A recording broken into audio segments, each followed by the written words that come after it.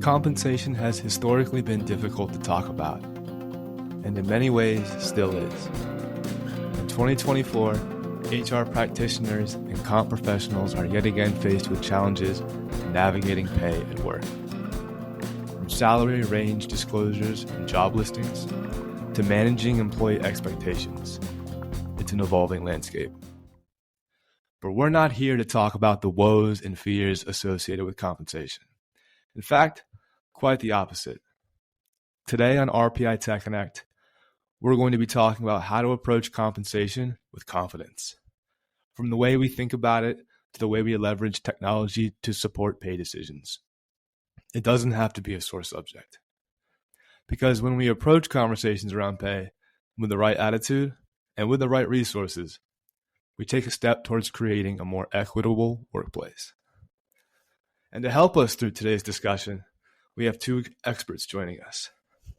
Infor's Future of Work Strategist, Marcus Mossberger, and RPI's Director of Infor Solutions, Melissa Olson.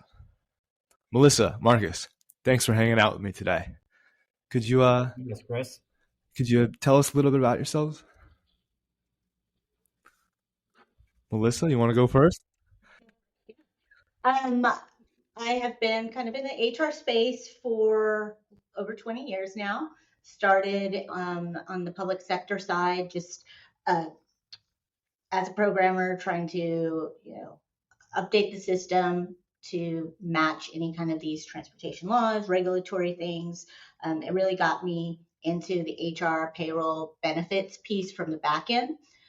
My career progressed and I really wanted to learn the functional side, and I moved into an HRIS manager role, did that for a while and managed an implementation along with a team for a North American marketing company. And I've been with RPI for 12 years now, worked on building out the HCM team, consultants here, the practice, the methodology, back in the day for HCM implementation. So long introduction, but I've had it kind of lots of years on my path, and now being able to do things like this with you, Chris, and Marcus, to talk to the community and talk about what we're seeing and what we see with a lot of clients today. Awesome. Marcus? Yeah, thanks again for having me, Chris. So my name is Marcus Mossberger. I am a strategist at Infor, but started my career similar to Melissa as an HR practitioner. But the last 10 years I've been with Infor, focused on the world of work. And I absolutely love to just think and dream about where the future of work is headed. So really looking forward to our conversation today. Awesome. So happy to have both of you on the show today. We have an exciting topic ahead of us, and I think a good foundation for where we kick this off would be how compensation has evolved over the last couple of years. So Melissa, I'd like to start with you. If you could tell us what's been going on. So in the last couple of years, there has been this idea of transparency around salary. And I think it's from COVID. There was a big, everybody left. I don't even know all the terms anymore. There's so many, the quiet fire, the quiet hire, the whatever. And organizations were having a hard time retaining and recruiting talent. And, people are like, hey, there's something better out there for me. I can get paid more out there. And then there's also the other side of it where there's DEI initiatives. There's the idea of, traditionally people that have been underrepresented in organizations, whether it's professional, technology, or other fields where they're paid, pennies on the dollar for white males. So in order to have this, states like Washington, California, Colorado introduced these pay transparency rules where if you're going to post a job there, no matter where you live, no matter where they're hiring from, if they want somebody remote or hybrid, they need to put the salary bands. So, we've always followed those three states and kind of take a look at it, how is it doing in there, to determine if the rest of the country is going to, adopt. And it's, with so many remote positions available today, you get on LinkedIn and you see it everywhere. So I don't know that it's necessarily just those states and the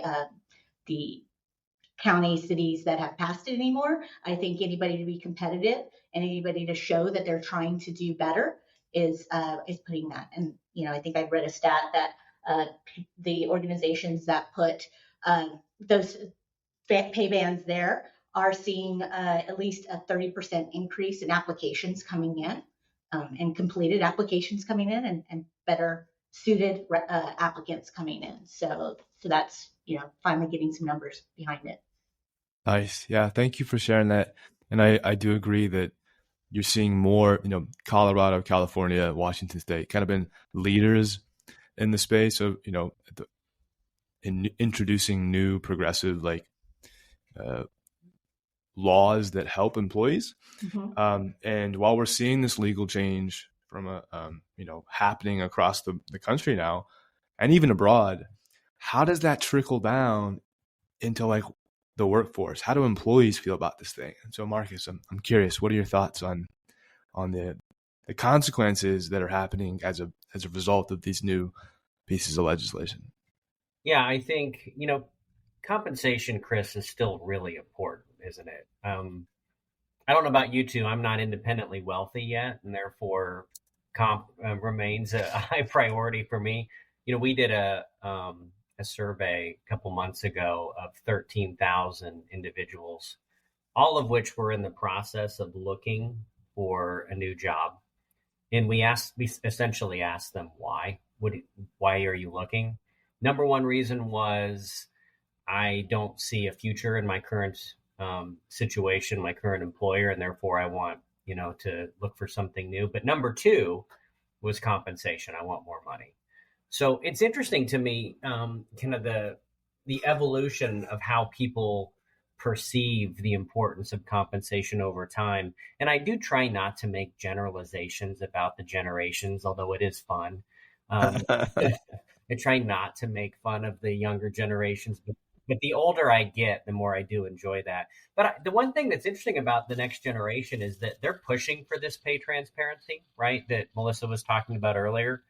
But they're also recognizing that, pay is one part of their overall, experience at work. And a lot of them actually have proven to be willing to give up maybe some of that pay, to trade it back for flexibility, maybe to work less, maybe to have less stress, maybe to not be in a supervisory role. And I think they're also starting to really push for, I guess, what I'll call personalization in how they get paid, wanting to have choices and options. So, I think it's going to be super interesting in the next decade, how this continues to evolve. Nice. Yeah. So let's explore more about this personalization of comp that you mentioned there. So obviously a one size fit approach isn't going to work for everybody, and employees have different priorities and of what's important to them. So what does that look like? How do you facilitate and understand, what employees want? Yeah, I don't know, Melissa, I'm curious to hear your perspective on this. But again, the way that I look at it, Chris, I don't know if you're old enough to remember the Choose Your Own Adventure books. I'm familiar with the concept. I totally read those when I was a kid. I had a Western one, right, where it's like, okay, what do you want to do with this guy? You want to shoot him or you want to negotiate with him? And I'm like, I'm going to shoot him. And then you turn to page 35 and it's like, yeah, he outgrew you and you're dead. So you get but I think that's kind of it kind of encompasses what people are looking for, is a choose your own adventure approach to compensation and benefits. I'm gonna combine those together, because frequently, the total compensation package that we get from our employers encompasses, both, right? The monetary pieces and some of the non-monetary pieces. So again, I think there's a bit of an acknowledgement that why should I have the same kind of structure in terms of comp and benefits for me as an old guy versus somebody just getting out of college that has totally different priorities, totally different needs. And so I think there's a desire to give folks that flexibility and say, hey, you know what? If you don't need family health insurance right now, that's great. That's going to save us a ton of money as a company. Let us give you opportunities to utilize some of that, the budget that we had associated with that in other ways that you'll find valuable. Melissa, what do you think? Yeah, no, I agree totally because, in the old days, prior to us, the boomer days, right? You go get a job and you look for good benefits and a good pension and you stay with them forever. Then our generation came along and we were like, I don't know about staying forever, but I do get the good benefits and the good, be nice to get a little bit of a retirement. We're at the tail end of that, right? So, but what I'm seeing, and it's not necessarily just the newer generations. I think even our age, you get to this point where you want to have some meaning in your life, and you're spending so much time at work, and it is what you're doing. Are you, that alignment with the values of the company, the alignment with what the company does or produces. So, I think you mentioned about giving up some of the comp or benefits in order to have flexibility. I also see it kind of the other way, where people are leaving Big Four and places that just run you into the ground for lots of money. So it's like, okay, I'm not going to take a lot of money either to work for a company that isn't really aligned with what I want out of my life. And whether that is that flexibility to go to kids' sporting events and plays, or it's to work out in the middle of the day. I was listening to the CEO of Atlassian talking about that's a fully remote company. And they didn't decide to do a comeback or a hybrid. He doesn't understand why people are doing the hybrid, because you put these expectations on the people who are coming in. So when everything's fully remote and you have offices for specific reasons, for people who need to get out of the office, people that may want to come in a couple of days for the social aspect or whatever it is, it allows people to be most productive at the times they're most productive. So if they don't get online until 11 o'clock in the afternoon or in the morning because they've done whatever in the morning, but then they work until 8 or 9 at night, that's fine because you are getting more. And it also showed that it saved them approximately 2 hours, 2 hours a day-ish, 2 hours, I don't remember what the whole time was of the people in Sydney where they are based, how much commute time it saved them. But again, that either goes back to productivity or goes back to your life. And to be able to have something like that in addition to compensation. So while our talk is compensation today, It's only a portion of it, right? That there's there's so many much more factors. to it than that. The work experience. Thank you for sharing that. For those listening in, I do want to clarify this because it's been brought up a couple times now. The generations on today's episode, we have one millennial, that's myself, and I believe Marcus and Melissa are both Gen X. Is that correct? Yep. Nice. No boomers on this show. Not yet, anyway. So then I want to talk now about how. So personalization is a key component to benefits and compensation in the whole work experience. But how can the people who are responsible for overseeing those areas feel more confident in having those discussions with, one, their employees, and two, in the recruiting process when you're putting these jobs up on, Indeed or Glassdoor or LinkedIn? How can they feel more confident in those pursuits? That's an open-ended question. Whoever feels more comfortable can take it. I mean, as an HR professional, it makes it very hard for just the regular person to be confident. There's a lot of analysis that goes in to determine what somebody should get paid for their experience, their qualifications, what the job is. But then you get cost of living and you get so-and-so across the street is paying this. And, it becomes, you don't want it to be gut driven. So, it's arming managers and recruiters with as much information, giving them that information in an easy consumable way, a dashboard, something where they can see market, they can see, comparable, like we look at homes, right? We see the comps for homes in a neighborhood. We should see comps for people. What people in this experience level, what are they getting paid based on the market? Not just what is the position paying, which is what we're used to looking at. So, Marcus, I don't know. That's a tough one for me. Melissa, I really like your analogy of home comps. That's smart. That's totally what you want to know, is if I'm looking at buying this house, or in this case, maybe joining this company, what are other organizations paying, or what are other homes worth in this neighborhood? And again, it keeps coming back to transparency. It's funny, compensation and pay, it's kind of a taboo topic, isn't it? Like, there's other taboo topics at work. We try to avoid politics and religion and things like that. But the funny thing is, I think a lot of those taboo topics are becoming a little bit more commonplace. I think there's an acknowledgement and even a need to say, let's just have some candid conversations with folks. It's funny, I was at the HR Technology Conference in Vegas last year, and I went to a pay transparency session.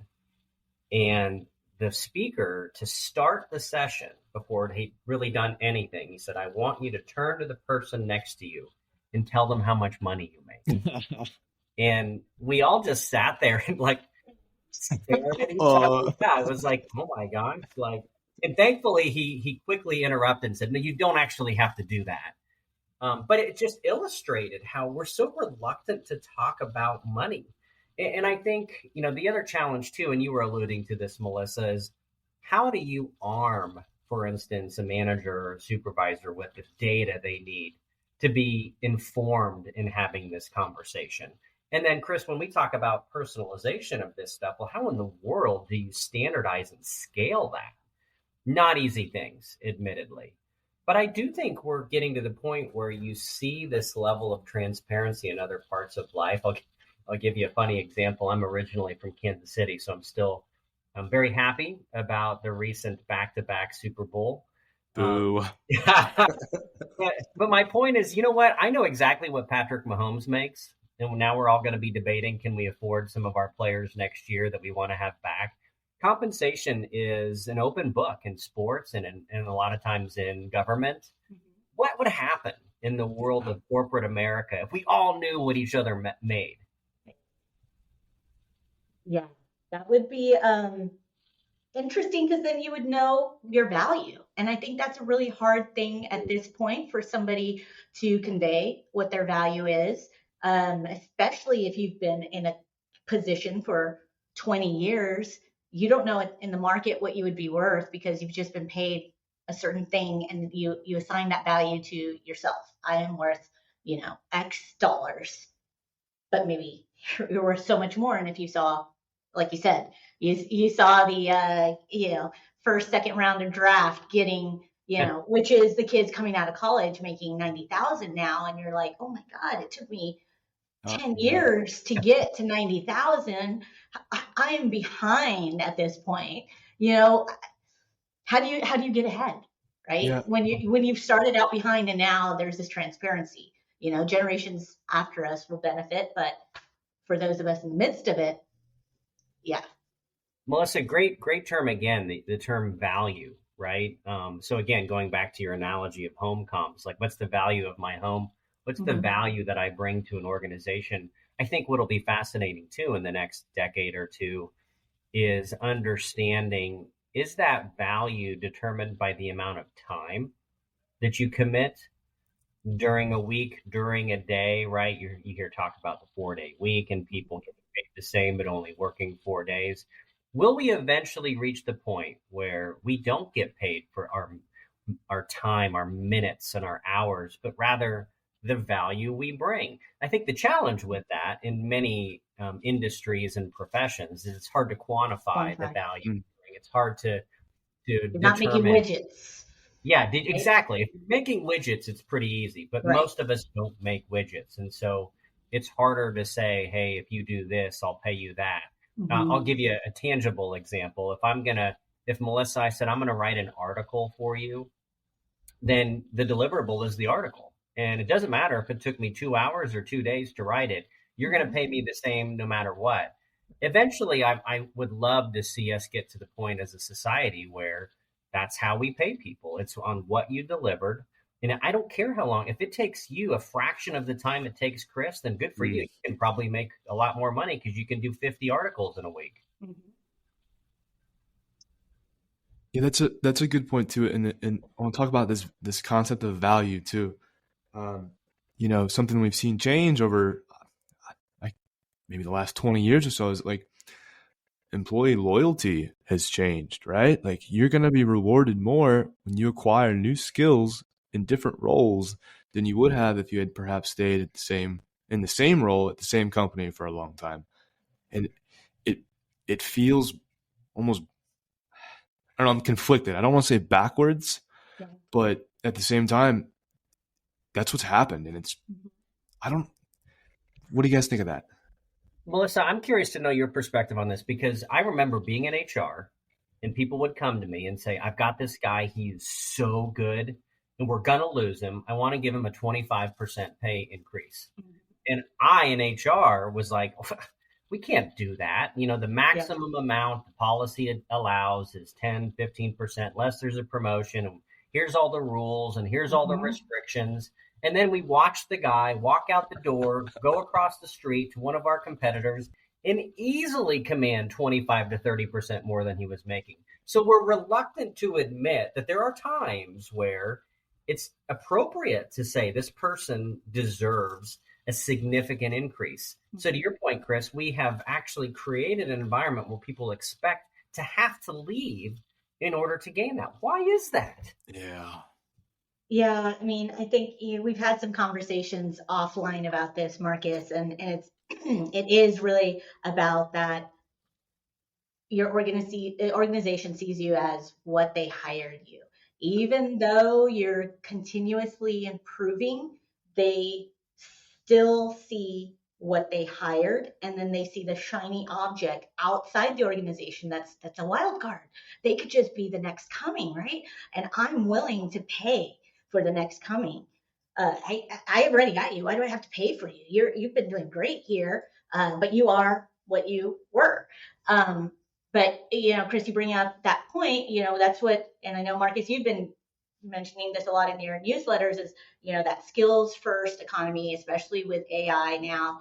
It really is. Who knows whose job is still going to be here in a year? So what are your skills? What can you bring? And if what I hire you for isn't exactly there in a year, I want to know that you've got skills that can do something else or work with this wherever the new technology is going to lead in that organization. So it'll be interesting to see what the next couple of years, how driving by skills more than driving by experience will affect comp. Yeah, and you know what? You bring up an interesting point. So the 2023 Deloitte Human Capital Trends Report, I don't know if you've read that. They just came out with a new one. They tend to have good stuff in those reports. But the 2023 report talked about the end of jobs, which was a very provocative headline. But what they really meant was someday we may stop hiring people for jobs and hire them for their skills, as you just pointed out, Melissa. Well, then how in the world do you determine somebody's value?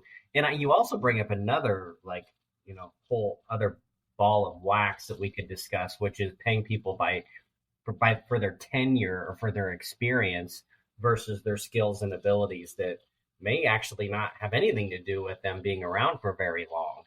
So again, it's just, there's so many questions right now about how to determine the value of people and what they bring to an organization, and then making sure that that is equitably sustained over time as those people gain more experience, more skills. Again, that's the challenge. It is the challenge, but I think we have some potential solutions for those who are listening in on how to navigate this, right? I mean, we've got there's software, there's technology, and there's also the services branch that can accompany that. So, Marcus, could you by chance share what what you would recommend for those out there who are struggling with all this? Yeah, again, it comes back to, you said it, Chris. It's a combination of how do we use the technology, but also how do we get people to adopt the technology? I was literally reading a report from Gartner earlier today, and it was talking about, what are the biggest challenges that CHROs are facing in the world of HR technology. And at the top of the list was adoption of the technology. And the key here is the technology is going to help individuals make better informed decisions, to be able to communicate the why behind compensation ranges and decisions. And that's what we need people to embrace. So, the traditional term that I know that you all have a strong practice in is change management. I don't like that term because, again, that next generation doesn't necessarily want to be managed. That old school command and control doesn't fly well. What we really are talking about is change enablement. How do we empower frontline managers and supervisors to have candid conversations with their people by giving them data, by giving them the reasoning behind, and by asking them to have a bidirectional kind of feedback loop into, does some of this need to change? Do we need to evolve? Do we need to offer more flexible benefits? If we're going to retain, for instance, the more tenured, I didn't say older, tenured nurses in our healthcare institutions, then we need to offer them lump sum payments in their 403Bs. And they'll be like, hey, that's something that would make me stay, or that would make me join your organization. So we've got to have that flexibility in those conversations, I think. That sounds like we're getting back to the personalization thing too, right? Yeah. Agreed. Love it. Yep. Well, we are getting to close to time on today's segment. And before we wrap up, I like to ask my guests this one question. It's an important question, and I'll be curious to see how you both answer it differently. But if you could offer today's audience one actionable takeaway about compensation or benefits or navigating all this, what would it be? Marcus, we can start with you. Sure. I tell you what, it comes back to what I said earlier. Have the conversation. I know it's difficult. It's taboo. People are afraid to discuss it. Ask people, what do you want? What do you need? What do you expect? How has that changed over the last couple of years, now that you have kids, or now that your kids have left the house? I just think it's about open communication. And again, we have to be willing to have those conversations. Most people are so reluctant to. If you don't ask people what they want, what their expectations are, guessing is not a great strategy. It sounds so obvious, but it couldn't be more like, of course, this is the way forward. Just ask people what they want. Right. Be candid, be open, be honest. Yeah, love it. Because, when you say guessing, it was always like, oh, health and wellness. People all want gym membership reimbursement, right? Right. If we offer that, that's going to make everybody, healthy and well. But that's not the one size fits all. So I think it's like people, leaders may take what they think would be a great add-on and think all their employees would love it. But yeah, not necessarily. But there's so many conversations I could go with where you're going, Marcus, because it's not just the compensation, it's that upskilling, it's that career talent mobility around the organization. And you mentioned the people on the other side, the culture. If this is already a culture of secrecy because they are trying to save money and hide things, that's going to be a hard thing to overcome. So takeaway, I'd say today, you've heard Marcus and I both quoting different statistics from different places.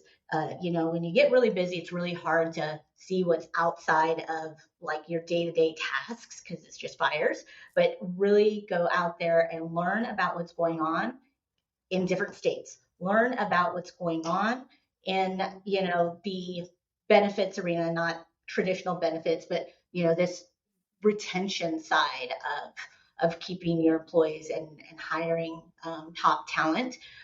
Spend, half an hour during your lunchtime reading or listening to a podcast or getting an email like Marcus's to your in basket or to your email that that will give you some insights and help guide you. Yeah, that's a great point, Melissa. There's one topic we didn't hit here that I just want to at least mention before we go. Sometimes it's not how much you're paid, but how frequently you're paid. And so the idea of getting paid immediately following a shift, right? This concept of daily pay. For a lot of folks, they're like, hey, do you want to pick up this shift Friday night? And you're like, what if I said you'd get paid at the end of your shift Friday night? And then that's Saturday, a good incentive. Yeah. Right? Yeah. So, I mean, it's again, that's a more kind of recent way of incentivizing people that we're starting to see more frequently. And then just one last thing that, again, I just think is really important is communicating your total compensation value that you're providing as an employer to people. We don't do a very good job of that. I don't think people understand how much goes into, the full benefit packages and everything. Hard to get a total reward statement out. Well, we as technology providers should make that easier, shouldn't we? Yeah, it really, it's coming from so many sources. So, we feel your pain out there, all those people who are spending 6-8 weeks trying to put that together for your employees. So. Agreed. Thank you both so much for, sharing your perspective with me today and the audience. Marcus, it was a pleasure to have you on the show. Melissa, welcome back. For those of you tuning in, thanks for stopping by. If you have a question about today's episode or you need help with comp in 2024, we invite you to email us at podcast@rpic.com. Again, that's podcast@rpic.com. Thanks again. We'll see you next time. Thanks, Chris.